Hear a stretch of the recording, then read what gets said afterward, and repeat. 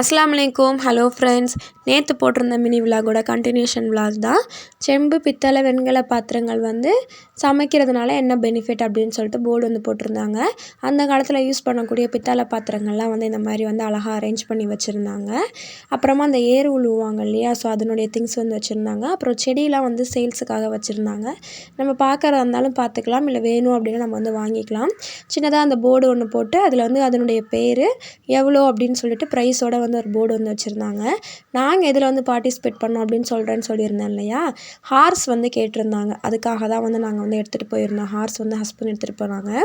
அதில் வரக்கூடிய கெஸ்ட்டை வந்துட்டு நம்ம அதில் உட்கார வச்சு நம்ம வந்து இன்வைட் பண்ணணும். ஸோ அந்த பர்பஸ்க்காகவும் இந்த குட்டி குழந்தைங்களாம் இருப்பாங்க இல்லையா, ஸோ அவங்களுக்கு வந்து அந்த ஹார்ஸ் ரைடு போகணுன்னு ஒரு ஆசை வரும்.